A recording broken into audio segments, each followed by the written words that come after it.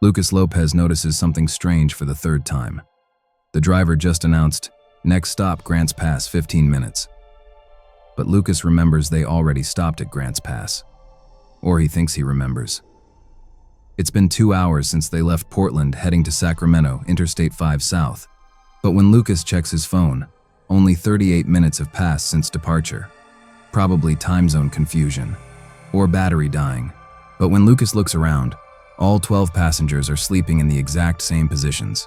Heads tilted at identical angles, arms in the same places. And in the window's reflection, Lucas sees himself, sleeping, in seat 6B. But Lucas is awake, in 9A. Bus number 777 cuts through the night, but the highway doesn't change. Same signs, same mile markers. Lucas closes his eyes, counts to 10, opens them, still 2:22 a.m. on his phone, always 2:22. If you've ever felt like time stopped around you, leave it in the comments. And subscribe, because this journey will make you question every trip you've ever taken. 4 hours earlier, Lucas bought his ticket at Portland's automated kiosk. $67 to Sacramento. The 11:30 p.m. bus, last departure of the day on I-5. The attendant, a woman around 50 with a faded name tag, said, "Have a safe trip," without looking up. Normal. Everything normal. Lucas chose a window seat, row 9. 2 rows ahead, a businessman in his 50s worked on a laptop. Behind him, a college-age woman with headphones bobbed her head to silent music. Near the back, an elderly couple dozed. Middle rows held a young mother with a sleeping toddler and a man in a construction vest reading a paperback. The driver, badge read M. Carson, announced estimated time. 5 hours with stops in Grants Pass and Redding. Lucas leaned against the window. Familiar engine vibration, smell of diesel and recycled air. Comforting almost. 23 minutes into the trip, Lucas glanced at his phone. 11:53 p.m. Correct. But the last sign they passed said, Eugene, 35 miles. Which is north. They were going south. Lucas frowned. Probably misread it. Dark out there. Easy to confuse. He looked again. No signs now. Just highway. Streetlights every 100 meters, intervals perfectly equal. Lucas counted. 100 meters, 100 meters, 100 meters. Strange how they're so regular. Lucas checked the time. 12:17 a.m., almost an hour of travel, but wait. He looked again. 12:17, seconds ticking. Normal. But he remembers checking 10 minutes ago, and it was 12:17. Obviously, he confused it, or wasn't paying attention properly. Lucas opened his clock app. Stopwatch. Started it. Counted 60 seconds mentally. Looked. Stopwatch showed 0061. 61 seconds. Lucas blinked. 0062. 62. The app was glitching. Had to be. A sign appeared. Grants Pass, 45 miles. Faded green, white letters. Lucas noticed because there was a sticker of a smiley face in the corner. Someone's kid, probably. He returned to his phone. 10 minutes later, another sign. Grants Pass, 45 miles. Same color, same letters, same sticker, in the same place. Lucas leaned forward. No, couldn't be the same one, just similar. Oregon has many identical signs, obviously. Lucas stood, walked to the driver. "Excuse me, how long until Grants Pass?" The driver didn't turn his head. 15 minutes, sir." "But didn't we already stop at Grants Pass?" Now the driver looked, through the rearview mirror, tired eyes. "First stop is Grants Pass, sir. 15 minutes. "No, I remember. 15 minutes. Final tone. Lucas returned to his seat. The businessman glanced up. Half a second. Back to his laptop. Nobody else heard the conversation, or they heard and didn't care. Lucas counted the passengers. To do something. 1, 2, 3, himself, 13. Then counted occupied seats. 1, 2, 3, 14. He recounted. 14. But there are 13 people. He saw everyone board. He knows there are 13. Lucas stood again, walked slowly down the aisle. Businessman, 1. College woman sleeping, 2. Man in construction vest, 3. Elderly couple, 4, 5. Mother and toddler, 6, 7. 3 people in row 7, 8, 9, 10. 2 in row 9, 11, 12. Himself, 13. 13, obviously. Why did he count 14 before? Fatigue. Cold. Suddenly very cold. Lucas rubbed his arms. Air conditioning must have increased. He looked at the bus's digital thermometer. Panel above the driver. 71 degrees. Perfect. Comfortable. But Lucas saw his breath. Vapor, coming from his mouth. He inhaled deeply. Exhaled. Vapor. Clear. Visible. But 71-degree Rio doesn't do that. Needs to be below 45-degree Rio. He looked around. Nobody was rubbing arms. Nobody pulling on jackets. The college woman wore a tank top. Comfortable. Lucas was catching a cold. Fever makes you feel cold. Probably that. Lucas stared out the window. Pitch black outside. Only the interior's reflection in the glass. He saw himself. Seat 9A, leaning back. Then saw the businessman, the college woman. All reflected. Normal. He looked toward the back of the bus. Saw the elderly couple. In the reflection. But when Lucas turned his head to look directly, they were there. Same positions. He looked back at the reflection. The couple in the reflection had their eyes open. Lucas turned again. Eyes closed, sleeping. He kept alternating. Reflection, eyes open. Direct, eyes closed. Reflection, eyes open, staring at him. Lucas swallowed hard. It's the angle of light. Visual trick. Has to be. The bus stopped. Grants Pass, 10 minutes. Driver opened the door. Nobody stood. Lucas looked around. All sleeping? But seconds ago he was looking. Some were awake. He stood. Anyone getting off? Silence. All sleeping. Heads tilted. Lucas descended alone. Gas station empty. One light on. No cars. He entered.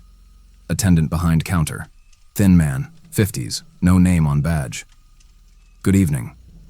Good evening, Lucas replied. The station open 24 hours? The man smiled. Only when needed. Lucas frowned.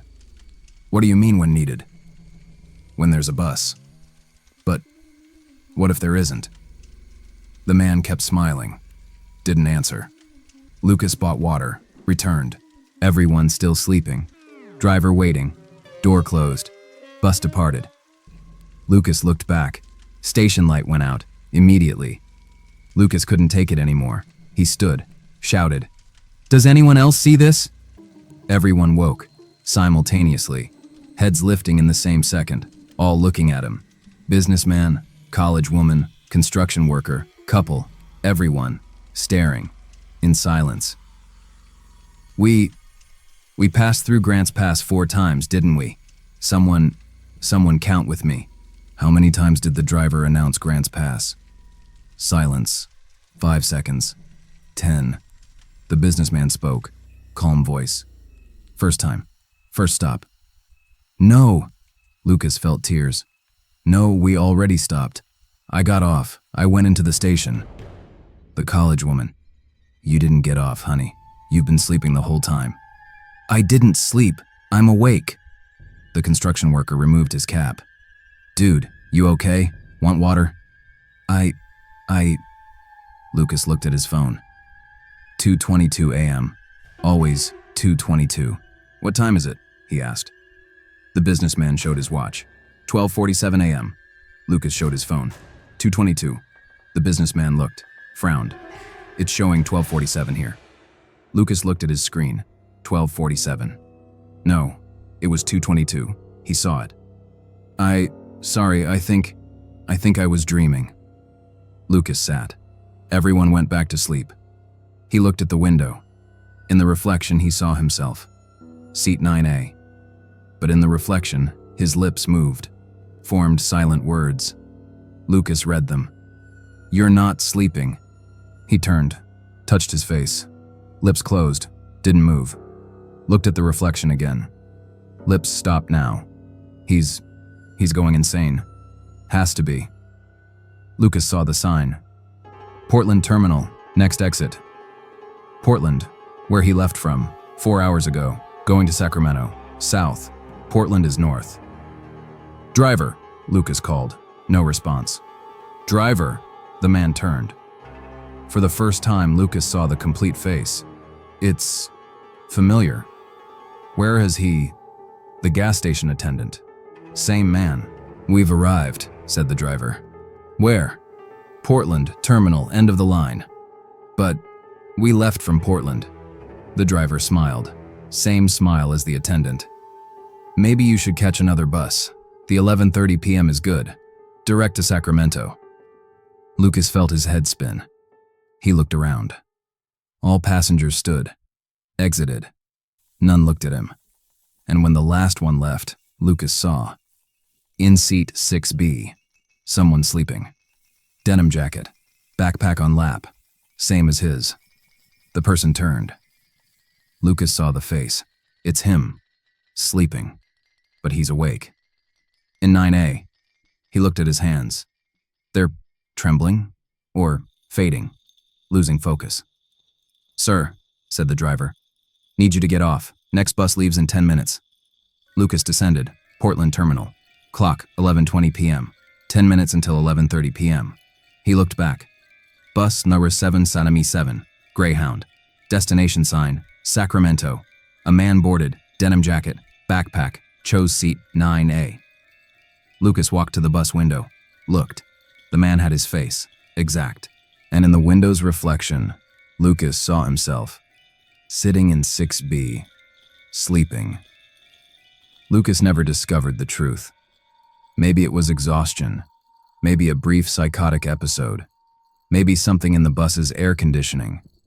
Carbon monoxide causes hallucinations. Perfectly rational explanation. Except for one thing. 3 weeks later, Lucas saw the news. Greyhound bus disappeared on Interstate 5. 13 passengers. Last location, near Grants Pass, Oregon. Bus 777. And except that, in the news footage, when they showed photos of the missing, Lucas saw himself. Denim jacket, backpack, seat 9A. But Lucas is alive, at home, watching TV. Isn't he? So who's on the bus? What if the Lucas watching is the reflection version, and the real one is driving? Driving. Always driving. To Grants Pass. 15 minutes. What do you think happened? Did Lucas go insane, or was something on the bus real? Leave your theory in the comments, and if you like this story, hit like and subscribe. Because sometimes, the scariest journey is the one that questions which version of you is real.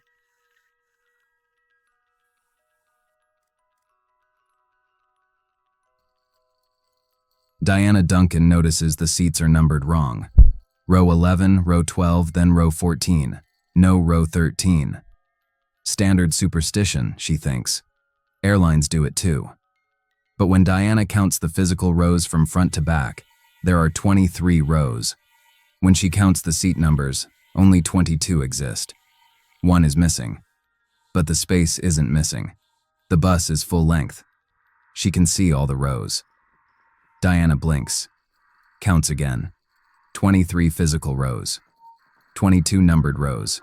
It's midnight exactly when bus number 404 of Oblivion Transit leaves Chicago heading to Detroit. The full moon hangs impossibly large in the window, and Diana realizes the math doesn't add up. It never will. If you've ever counted something twice and got different answers both times, leave it in the comments. And subscribe, because this story will make you question every number you've ever trusted. 2 hours earlier, Diana purchased her ticket at Chicago's Union Station. $52 to Detroit. The midnight bus. Only departure until 6 a.m. The clerk, a young man with thick glasses, processed her payment mechanically. Platform 7. Leaves at midnight sharp. Diana thanked him. Normal transaction. Everything normal. Diana chose seat 14A, window. Since 13 didn't exist, 14 came right after 12. Across the aisle in 14B sat a woman in her 30s, knitting. 2 rows ahead in 12C, a teenager played a handheld game console. Behind Diana in 15D, a man in a business suit typed on his phone. Scattered throughout were a young couple holding hands, an elderly woman with a cat carrier, a truck driver in a worn cap, and 3 college students sharing snacks. The driver, no visible name tag, announced estimated time, 6 hours via Interstate 94. Diana settled in. Standard Greyhound-style bus, worn blue seats, overhead lights dim, familiar and unremarkable. 30 minutes into the trip, Diana needed the bathroom. She stood, walked to the rear, counted rows as she passed. 1, 2, 3, 4, 5, 6, 7, 8, 9, 10, 11, 12, 14, 15, 16. Wait. She walked back, counted again. The row after 12 was labeled 14, but there was a physical row between them. Seats existed there. 2 seats, actually. 12C and 12D on the left, then a row, then 14A and 14B on the right. Diana leaned down to look at the row between them. No number. The seat number plate was blank? No, not blank, just not there. The metal frame had no number plate at all. Diana touched the seat. Solid, real, fabric worn like the others, but no number. She continued to the bathroom, used it, returned, counted again, this time counting passengers and seats simultaneously. The teenager in 12C, 1. Herself in 14A, 2. Woman knitting in 14B, 3. Man in suit in 15D, 4. Keep going. Young couple in 17A and 17B, 5, 6. Elderly woman with cat in 19C, 7. Truck driver in 20A, 8. 3 college students in 21A, 21B, 21C, 9, 10, 11. 2 more passengers in the back, 22D and 23A, 12, 13. 13 total passengers. Diana counted occupied seat numbers. 12, but 13 people. She recounted. 13 people, 12 seat numbers. 1 person was sitting in the unnumbered row. Diana walked back, looked. The unnumbered row between 12 and 14. Empty. Nobody sitting there, but she'd counted 13 people and walked past them all. Who was missing? Diana sat. Opened her phone. Google Maps.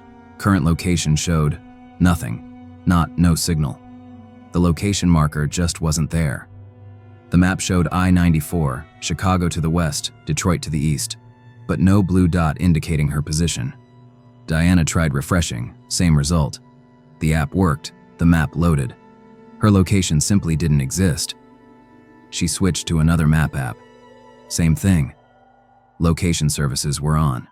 GPS was on, but her position was undefined. The bus passed a mile marker. Diana read it. Mile 47. 5 minutes later, another marker.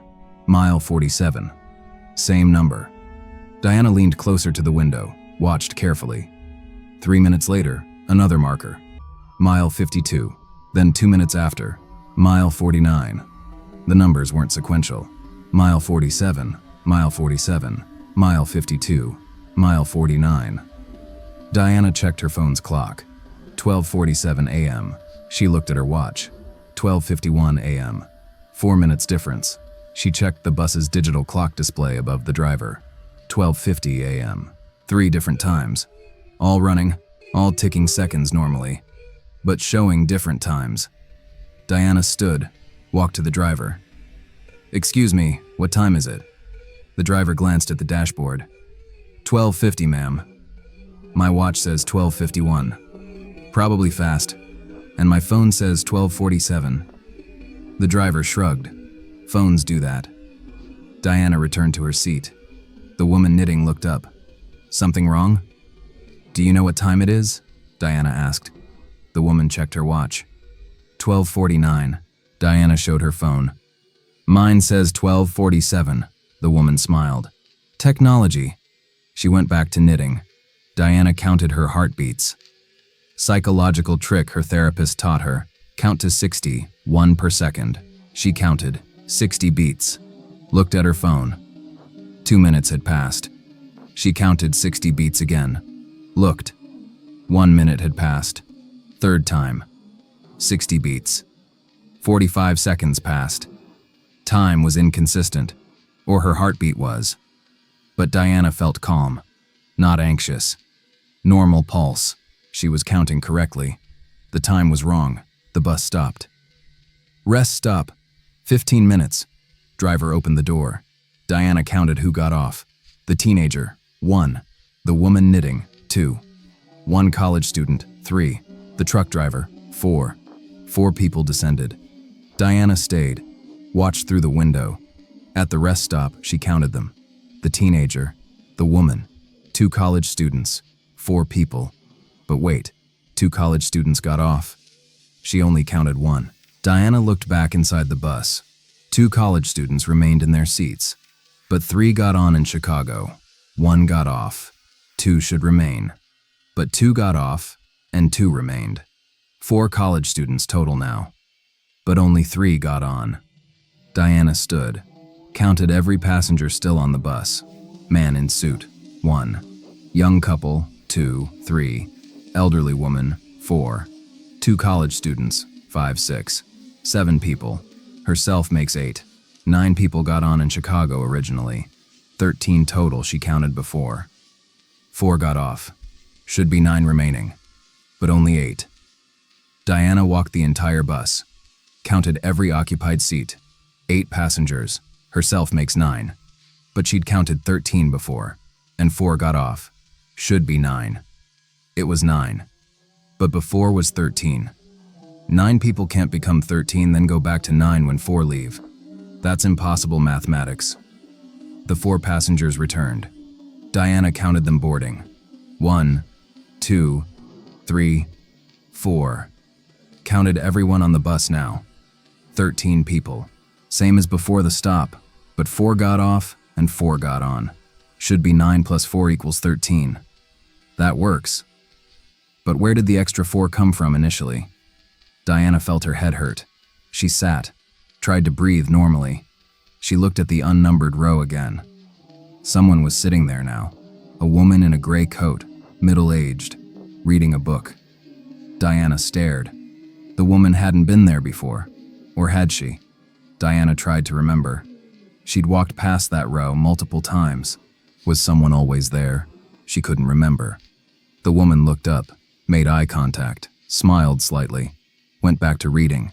Diana counted again. Every passenger, every seat number. Everyone had a number except the woman in gray. That woman sat in the unnumbered row.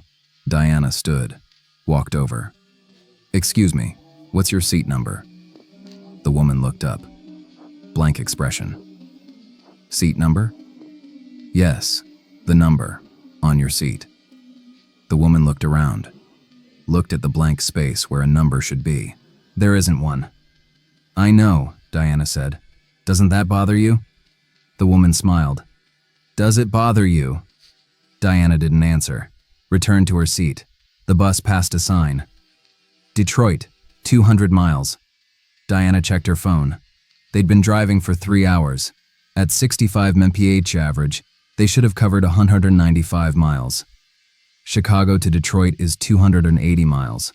They should have 85 miles left, not 200. Diana did the math again. 3 hours. 65 mph, 195 miles covered. Should be 85 miles remaining. The sign said 200. Unless they'd covered 80 miles, which would mean they'd been traveling at 26.6 mph for 3 hours. On an interstate. Impossible. Diana couldn't take it anymore. She stood, raised her voice. "Can someone help me? I'm trying to figure out how many people are on this bus." The man in the suit looked up. "What do you mean?" "I keep counting different numbers." The teenager paused his game. "How many do you count?" "It changes. 13, then 8, then 13 again." The woman knitting said, "There are 9 passengers, dear, plus you makes 10. Diana shook her head. "No, I counted." The truck driver called from the back. 11, including the lady with the cat. The college students conferred. One said, "We count 12 total."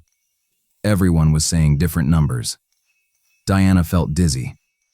Can we all just count together? Everyone raise your hand. Hands went up. Diana counted. 1, 2, 3, 4, 5, 6, 7, 8, 9, 10, 11, 12. 12 hands, plus herself. 13 people. 13, Diana said. We're 13. The man in the suit looked around. I count 14 hands. Diana counted again. 1, 2, 3, 4, 5, 6, 7, 8, 9, 10, 11, 12, 13. 13 hands, plus herself. 14. But she'd counted 12 a second ago. She looked at the woman in gray, in the unnumbered row. She didn't have her hand up. Diana pointed. Did you raise your hand? The woman smiled. Did I need to? Nobody else seemed to notice the woman. Diana sat down, closed her eyes, tried to think logically. It's fatigue, miscounting, stress, something rational. When Diana opened her eyes, the bus was pulling into Detroit Station. Final stop, Detroit Greyhound Terminal. She looked at her phone. 6:47 a.m. 7 hours had passed, but the trip was supposed to be 6 hours. Or had they left at midnight? Diana checked her message history. Last message sent at 11:50 p.m. Boarding now. The bus left at midnight, right? She looked at her ticket. Departure, 11:30 p.m. Not midnight, 11:30 p.m. But the clerk said midnight. Diana tried to remember. The ticket said 11:30. She'd thought it was midnight. But the ticket was printed 11:30. Everyone filed off. Diana counted them exiting. 1, 2, 3, 4, 5, 6, 7, 8, 9, 10, 11. 11 passengers. Not 13, not 12, 11. Plus herself makes 12. Diana descended, stood on the platform, turned back to look at the bus. Bus. 404, Oblivion Transit. She counted the windows, tried to count how many rows of seats. Lost count. The numbers blurred. Made no sense. She gave up. Diana never figured it out. Maybe she miscounted. Maybe sleep deprivation affected her perception. Perfectly reasonable explanation. Except that night, Diana checked her ticket. It said departure 11:30 p.m., arrival 6:30 a.m., 7 hours. But Chicago to Detroit is 6 hours. She checked online. The route doesn't take 7 hours. And she checked her bank statement. The charge, $52, but also another charge, $52s, same time, same merchant, 2 tickets. But she bought one. Or did she? Diana checked her phone.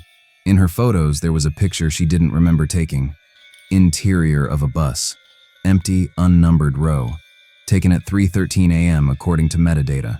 But Diana didn't take any photos. Did she? What do you think happened? Did Diana miscount? Or did the numbers really not add up? Leave your theory in the comments. And if you like this story, hit like and subscribe. Because sometimes the scariest thing is realizing math itself can lie.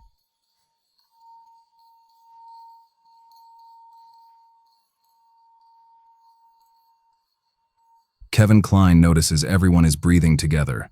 In, out, perfectly synchronized. 8 passengers, 8 chests rising and falling in exact unison. Kevin holds his breath, counts to 10, exhales, takes another breath, and realizes he's matching their rhythm, involuntarily. He tries to breathe faster, can't. Tries to breathe slower, can't. His lungs follow their pattern, in, out, in, out. Bus, Barbaro 3113 of Stillwater Transit cuts through fog that appeared from nowhere at 3:30 a.m. Highway 61 north from Memphis to St. Louis. Kevin's chest moves with theirs. In, out, and he can't stop it.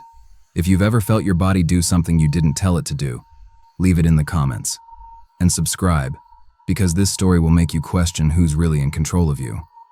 5 hours earlier, Kevin bought his ticket at Memphis's downtown station, $44 to St. Louis. The 10-hour p.m. bus, second to last departure of the night. The attendant, an older woman with kind eyes, wished him safe travels. Kevin thanked her. Normal interaction, everything normal. Kevin selected seat 8C aisle. Across from him in 8D sat a man around 40, wearing headphones. 2 rows up in 6A and 6B, a couple dozed against each other. Behind Kevin in 10C, a woman in scrubs scrolled her phone. Scattered in back rows were a teenager with a skateboard, a businessman with a briefcase, an elderly man with a cane, and a woman in a waitress uniform. The driver, name tag obscured by jacket, announced estimated time, 6 hours via Highway 61. Kevin leaned back. Comfortable seat. Engine humming steadily. Ordinary night bus. 40 minutes into the trip, fog rolled in. Thick and sudden. One moment, clear night. Next moment, white wall. Kevin couldn't see beyond 5 meters. The driver slowed but didn't stop. Highway 61 continued north. Kevin watched the fog swirl in the headlights. Dense, almost solid looking. He'd never seen fog this thick. Not in Tennessee. Not in October. Kevin yawned. Tired. Reasonable. It was nearly 11 p.m. He closed his eyes. Not sleeping. Just resting. He heard the engine. Heard the wheels on pavement. Heard breathing. Rhythmic breathing. He opened his eyes. Listened. Someone near him was breathing steadily. Deep inhale. Slow exhale. Deep inhale. Slow exhale. Kevin looked at the man with headphones. Asleep. Breathing deeply. In. Out. In. Out. Normal sleeping breath. Kevin closed his eyes again, but the breathing sound continued. Louder now. Or more noticeable. In. Out. In. Out. Multiple people breathing. Kevin opened his eyes, looked around. The couple too rose up, both asleep, both breathing. In. Out. In sync with each other. Kevin watched. The woman inhaled. The man inhaled. Same moment. The woman exhaled. The man exhaled. Same moment. Perfect synchronization. Kevin smiled. Couples do that. Sleeping together for years, you match rhythms. Normal. But then Kevin noticed the woman in scrubs behind him. Also sleeping. Also breathing. In. Out. In the same rhythm. Kevin turned, looked at the teenager. Asleep. Breathing. Same rhythm. The businessman. Asleep. Breathing. Same rhythm. The elderly man. The waitress. All asleep. All breathing. All in perfect sync. In. Out. In. Out. 8 passengers. 8 breathing patterns. 1 rhythm. Kevin checked his own breathing. He was breathing normally. His own pace, faster than theirs. Shallower. He was awake. He wasn't matching. He went back to watching them. In, out, in, out. Hypnotic, calming, like watching waves. In, out, in, out. Kevin felt himself relax. His shoulders dropped. His jaw unclenched. In, out, in, out. He blinked slowly, opened his eyes. Wait, was he matching them? Kevin held his breath, checked. His last few breaths had been deeper, slower, following their pattern. But he hadn't decided to do that. Coincidence. He'd been relaxing. Natural to breathe more slowly when relaxing. Kevin deliberately breathed faster. Quick, shallow breaths. There, his own rhythm. After 10 breaths, he went back to normal. But normal felt wrong. He wanted to breathe slower, deeper, like they were. Kevin resisted, kept his breathing quick, but it felt uncomfortable, like holding your breath.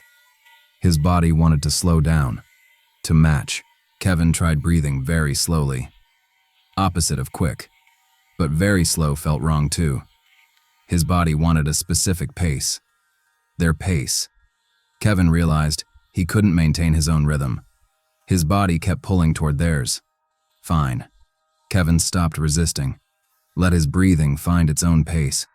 Within 30 seconds, he was breathing with them. In, out, deep and slow, synchronized, and it felt right, natural. Like this was how he was supposed to breathe. Kevin watched the others, still sleeping, still breathing together. And now Kevin was breathing with them too, even though he was awake, even though he hadn't chosen to. Kevin stood.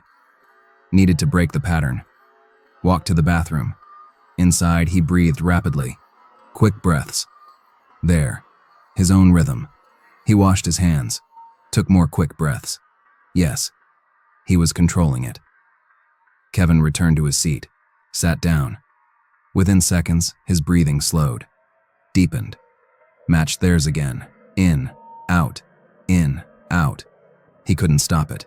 His body synchronized automatically. Kevin looked at his phone. 12:13 a.m., over 2 hours into the trip. The fog outside hadn't cleared, still dense. White void beyond the windows.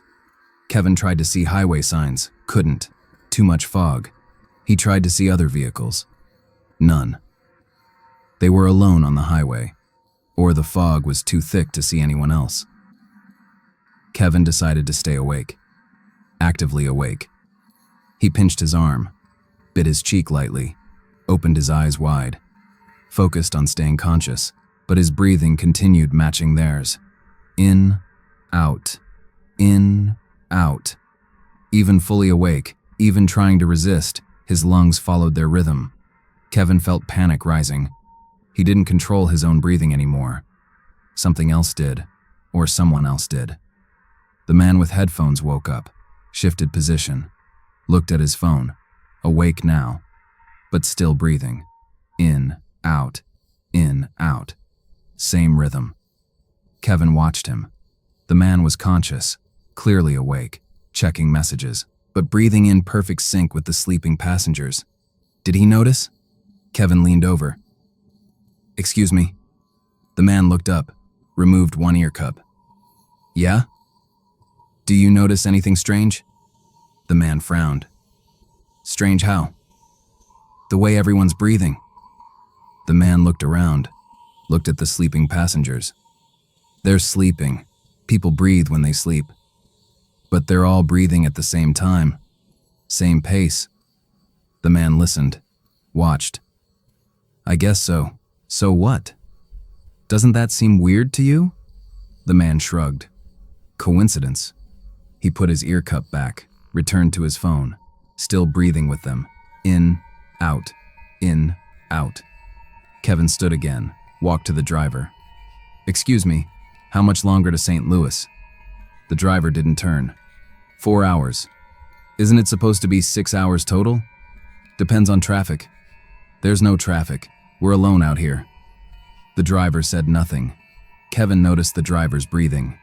In, out, in, out. Same rhythm as the passengers. The driver was awake, driving, but breathing with them. "Are you okay?" Kevin asked. The driver nodded. "Fine, sir. Please return to your seat." Kevin did. Sat down. His breathing synchronized again within seconds. In, out, in, out. Kevin pulled out his earbuds, put them in, played loud music, tried to focus on the beat. The song was 140 BPM, fast techno. His breathing should speed up, match the music's energy, but it didn't. In, out, slow and steady, ignoring the music. Kevin turned the volume up, louder. The beat pounded. 140 BPM. His breathing stayed calm. In, out, maybe 12 breaths per minute. Nowhere near 140. Kevin pulled the earbuds out. It didn't matter. Music didn't affect it. Another passenger woke. The woman in waitress uniform, stretched, yawned, looked around. Awake, but breathing with them. In, out. Kevin watched her. She didn't seem to notice. Pulled out a book, started reading, breathing steadily. In rhythm, Kevin wanted to ask her, wanted to say, "Do you notice you're breathing exactly like everyone else?" But he knew what she'd say. So what? Or coincidence. They didn't see it, or they saw it and didn't care. Kevin tried holding his breath, counted to 30, 40, 50. His lungs burned. 55, 60. He exhaled, gasped, took deep breaths, quick and desperate, getting oxygen. After 10 quick breaths, he started to slow. 15 breaths later, he was back in rhythm. In, out, in, out, like a magnet pulling him back. Inevitable. The fog outside grew thicker. Kevin couldn't see anything now. Just white. Dense white. The bus could have been stationary for all he could tell. No reference points. No sense of movement except the engine sound and seat vibration. Kevin looked at his phone. GPS showed a straight line. They were on Highway 61, moving north. The map updated. Blue dot crawling up the screen. But Kevin saw no road. No signs.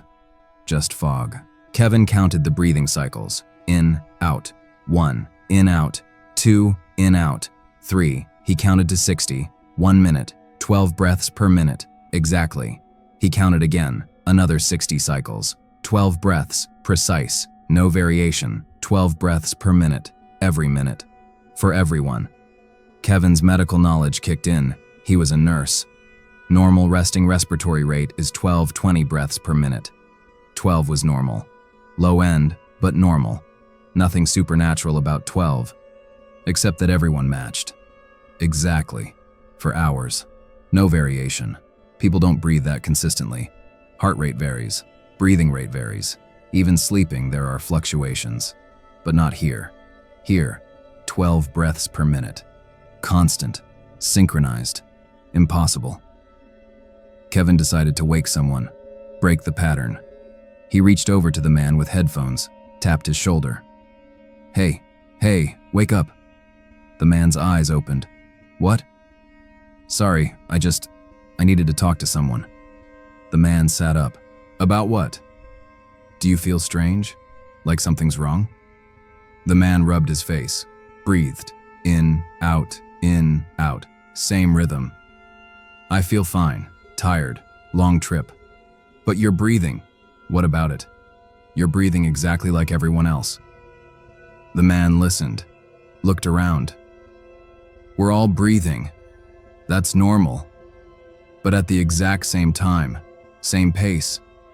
The man inhaled, exhaled. I'm breathing normally. Kevin listened. The man was right. It sounded normal, felt normal, but it matched everyone else. Perfectly. Doesn't that bother you? Kevin asked. The man looked at him strangely. Are you okay? You seem anxious. Want me to get the driver? No, sorry, never mind.